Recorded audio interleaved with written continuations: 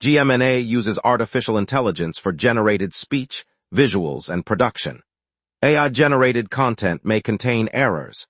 Please verify important information before making decisions or taking action.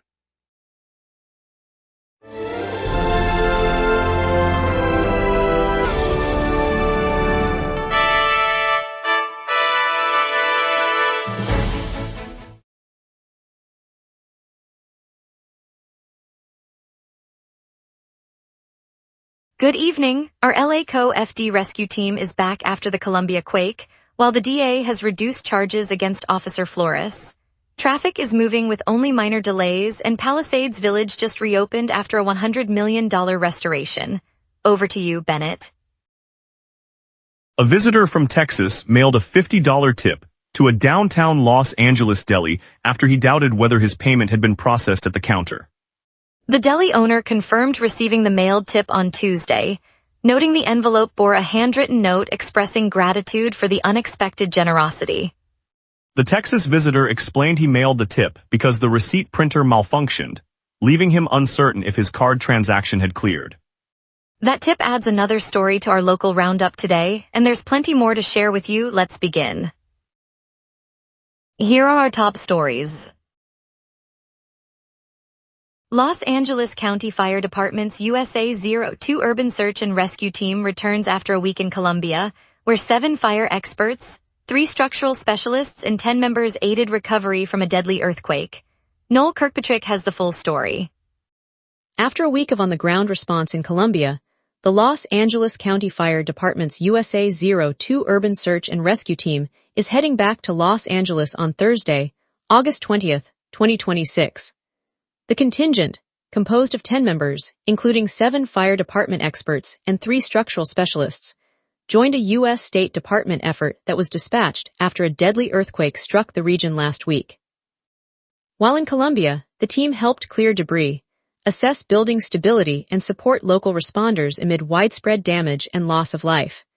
Their return marks the conclusion of the International Assistance Mission, with the department coordinating hand-over procedures alongside the Los Angeles County Department of Public Works. Noel Kirkpatrick, GMNA News, Los Angeles.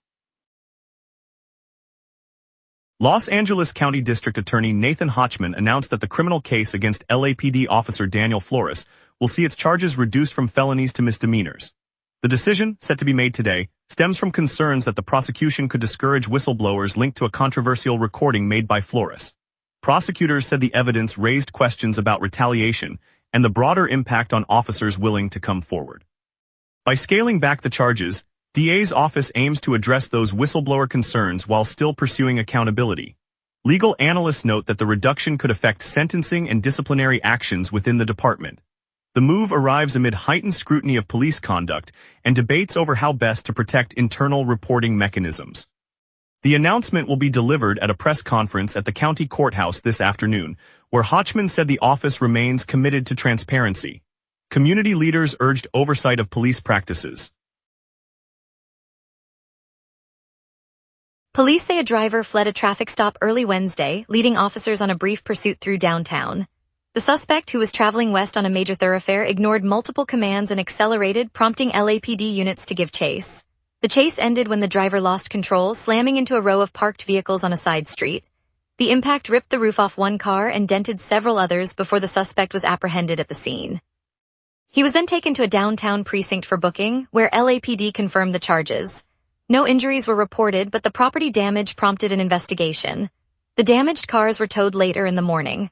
The driver now faces charges for evading arrest and reckless driving, and LAPD officials said the incident underscores the department's commitment to public safety despite the risks of high-speed pursuits.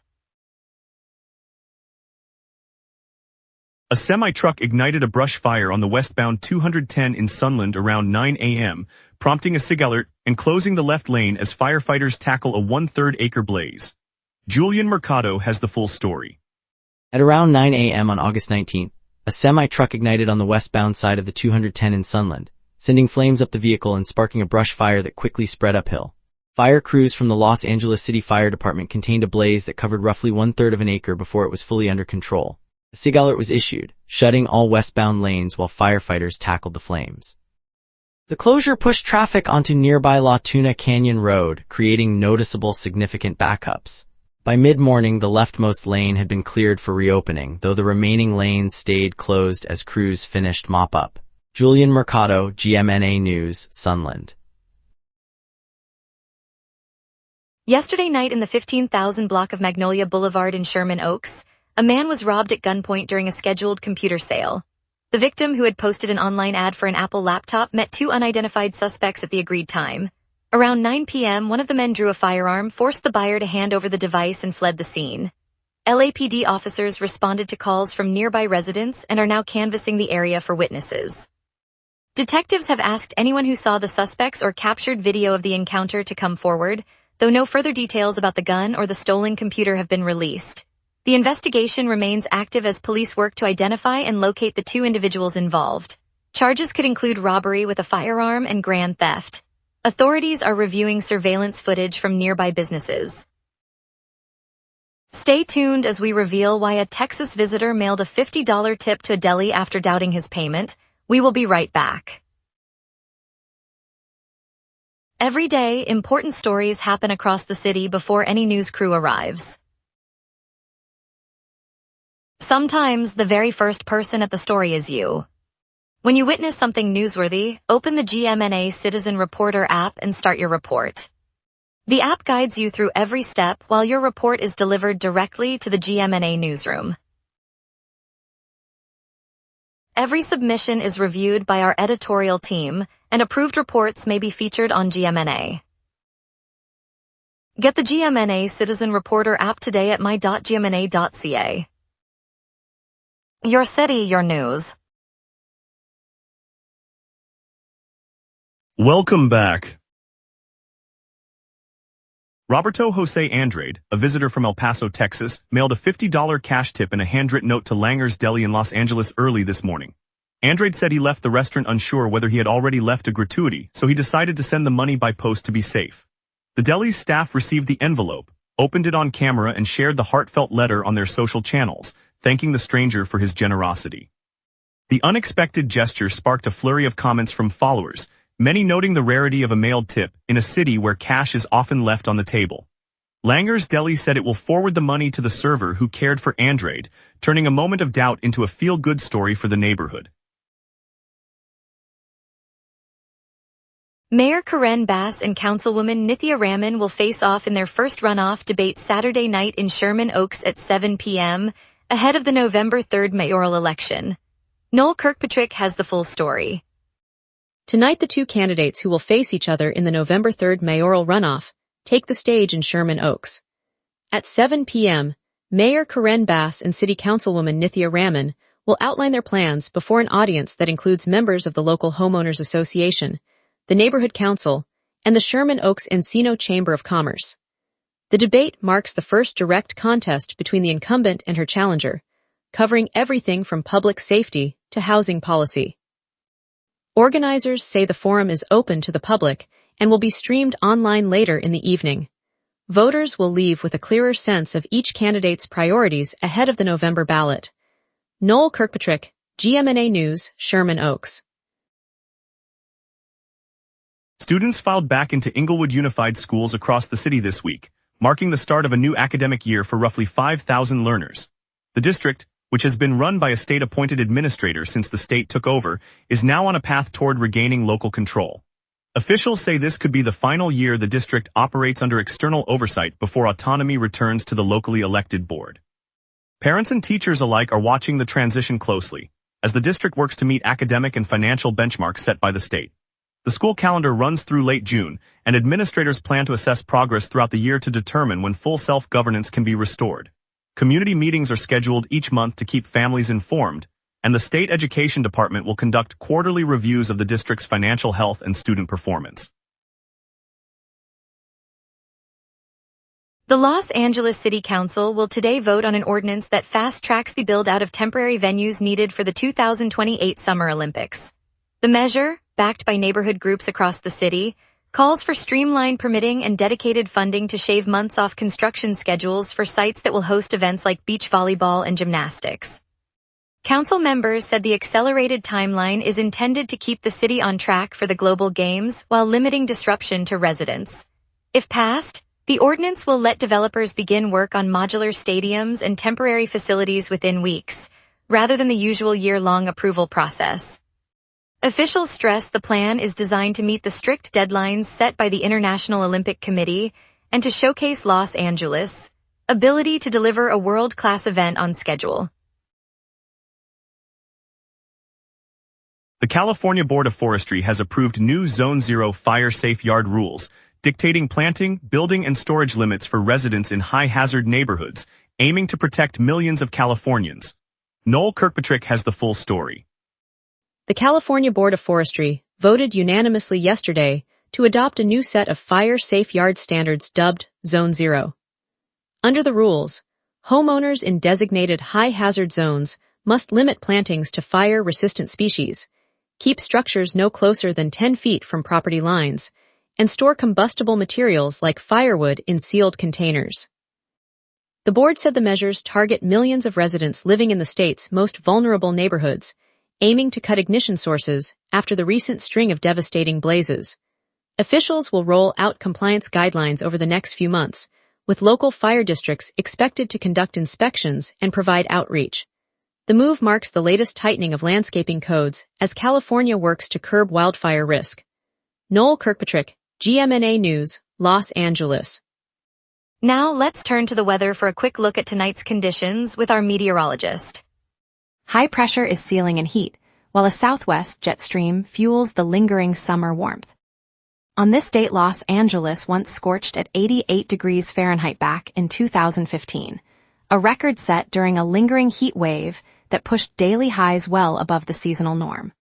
The coldest reading fell to 51 degrees Fahrenheit in 2014, recorded during an unseasonably early marine surge that drove temperatures down dramatically. By comparison, today's climatological average hovers around 87 degrees for the high and 64 for the low, putting the current forecast squarely within normal bounds.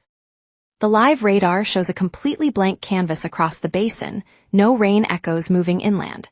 A high-pressure ridge dominates, capping ascent and suppressing cloud formation. Meanwhile, the southwest jet stream aloft is modest, merely guiding the dry air mass without injecting moisture. With the ridge holding steady, any lingering moisture will evaporate before reaching the coast, leaving the city clear for the remainder of the evening. I now turn to tonight's outlook. At 6 p.m., the city sits at 84 degrees Fahrenheit under a clear sky, humidity 46%, and a gentle west breeze at 4 miles per hour gusting to 11. Dew point rests at 63 degrees, confirming the modest moisture content. A high-pressure system is building aloft, rising and sealing in warm air, while a southwest jet stream at 25 miles per hour streams overhead, reinforcing the ridge. With the ridge in place, temperatures will dip slowly through the night, reaching a low of 64 by sunrise. The ultraviolet index remains at 10, and the strongest wind will top out at 14 miles per hour from the southwest later this evening. No weather alerts are active, so conditions stay stable as we move toward tomorrow. Looking ahead, Thursday brings a high of 93 and a low of 64, clear skies persisting under the same ridge. Friday spikes to 97 with a low of 66, the jet stream still grazing the coast, but not enough to stir moisture. Saturday holds the 97 mark again, low climbing to 70, indicating a gradual warming trend as the ridge deepens. Sunday pushes the mercury to 99 with a low of 72, the warmest day of the week, and a reminder that the high-pressure dome is now fully entrenched. Monday caps the stretch at 100 degrees and a low of 73, the first triple-digit reading of the season, promising a sustained heat wave into early next week. No alerts are issued, so the pattern remains uninterrupted. And that's your weather. Remember, the local sunset is also available as a podcast. Listen anytime on Amazon Music or wherever you get your podcasts. Up next, traffic updates, a look at our Palisades Village spotlight, plus the Dodgers' latest win and Ohtani's power surge. We will be right back. Every day, important stories happen across the city before any news crew arrives.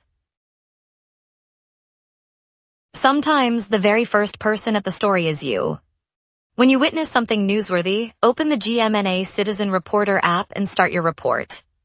The app guides you through every step while your report is delivered directly to the GMNA newsroom. Every submission is reviewed by our editorial team, and approved reports may be featured on GMNA.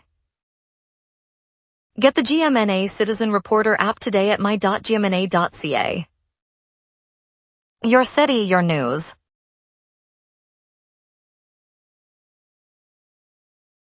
Eastbound lanes on Vehicle Service Road C at Los Angeles International Airport are closed for pavement rehabilitation, forcing all traffic onto the westbound lane and onto the service roads.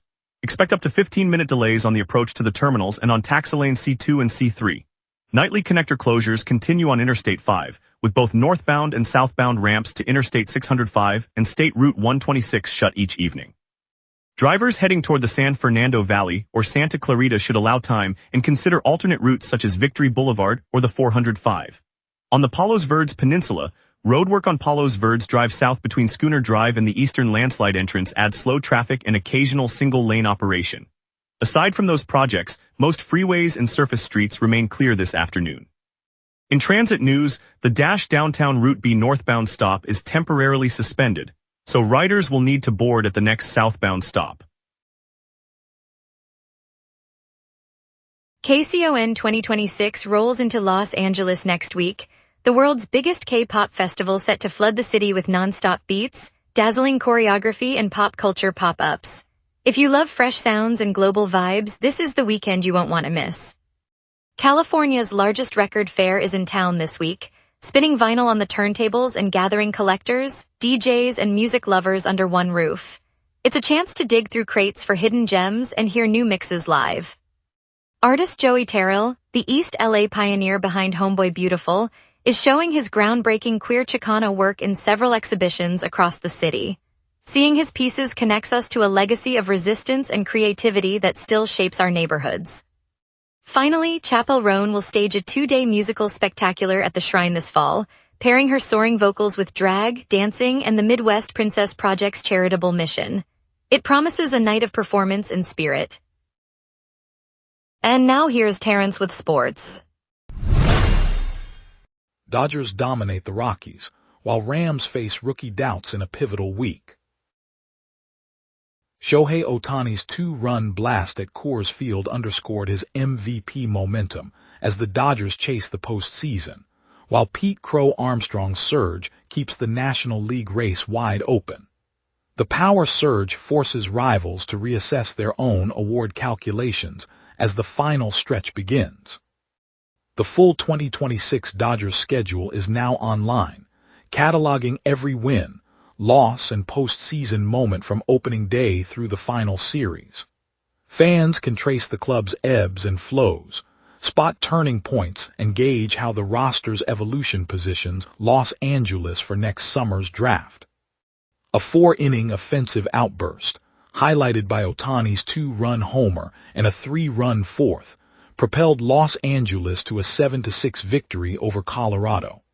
The balanced attack shows the lineup's depth, signaling the Dodgers can sustain pressure through the stretch run and into October. Ohtani's 33rd homer of the year marked his 6th consecutive 30-home run season, and the first Dodger in 25 years to post 3 straight. The milestone cements his elite power profile, bolstering both his MVP resume and the club's long-term offensive blueprint. Freddie Freeman's 8th-inning RBI double lifted the Dodgers in a tight Coors Field clash, while the live lineup tweet kept fans locked on the rotation. The clutch hit and social buzz illustrate Los Angeles' blend of veteran poise and modern engagement as the road trip winds down. The Rams' rookie class has yet to deliver meaningful production, leaving a gap that veteran depth must fill. With Max Clare showcasing tight end potential, the organization faces pressure to extract value from its newcomers or risk repeating the rookie development woes that have plagued recent contenders. Stay tuned as the chase intensifies and the roster reshapes. Thanks, Terrence. Palisades Village, the upscale shopping and dining enclave tucked into Pacific Palisades, has thrown open its doors again after a 19-month, $100 million restoration and environmental cleanup following the January 2025 fire. Rick Caruso's vision has been refreshed with new boutique storefronts, a revamped food hall and open-air gathering spaces designed for families and longtime residents alike. The reopening not only restores a beloved gathering point but also signals the neighborhood's resilient bounce back, giving locals fresh places to meet, work, and celebrate. In a city where community anchors are often fleeting, Palisades Village stands as a reminder that thoughtful, locally rooted investment can stitch together the fabric of Los Angeles. Coming up, a blazing semi forces the 210 westbound closure in La Crescenta, followed by a tragic Victorville crash claiming 2 teens. Every day, important stories happen across the city before any news crew arrives. Sometimes, the very first person at the story is you. When you witness something newsworthy, open the GMNA Citizen Reporter app and start your report. The app guides you through every step while your report is delivered directly to the GMNA newsroom. Every submission is reviewed by our editorial team, and approved reports may be featured on GMNA. Get the GMNA Citizen Reporter app today at my.gmna.ca. Your city, your news. Welcome back. California Highway Patrol reports a semi-truck fire in a multi-vehicle crash has closed all westbound lanes of the 210 freeway near Pennsylvania Avenue in La Crescenta. 1 person was transported. Noel Kirkpatrick has the full story. At about 10:55 a.m. on August 19th, a semi-tractor trailer erupted in flames after colliding with several vehicles on the westbound lanes of the 210 freeway near Pennsylvania Avenue in La Crescenta. The blaze quickly spread, prompting the California Highway Patrol to issue a SIG alert and shut down all westbound traffic. Fire crews arrived within minutes, battling the inferno while rescuers evacuated occupants. 1 injured driver was taken to a nearby hospital for treatment. The freeway remained closed while investigators cleared the wreckage and assessed damage. Motorists were detoured onto alternate routes as crews worked to restore normal flow. Police officers remained on scene to direct traffic and advise drivers of the ongoing investigation. Noel Kirkpatrick, GMNA News, La Crescenta. 2 teenage girls were killed in Victorville when 2 speeding muscle cars collided at an intersection, splitting their vehicle in half. California Highway Patrol is investigating possible street racing. Julian Mercado has the full story. 2 teenage girls lost their lives Wednesday afternoon when their car was struck at a busy intersection in Victorville. Witnesses said 2 bright red muscle cars roared through the crossing at high speed, slamming into the side of the girls' vehicle and tearing it in half. Emergency crews arrived within minutes, extracting the victims from the mangled wreckage before pronouncing them dead at the scene. The California Highway Patrol has opened an investigation, focusing on possible illegal street racing and excessive speed. Officers are collecting dash cam footage and speaking with nearby drivers to piece together how the 2 souped-up cars entered the intersection. The crash left a twisted metal tableau and a stunned community in its wake. Julian Mercado, GMNA News, Victorville. Thank you, Los Angeles, for joining us tonight. It was inspiring to see the LA Co-FD rescue team returning home after their brave work in Colombia. We'll be back again tomorrow with more stories that matter to our city. Stay safe together and see you then.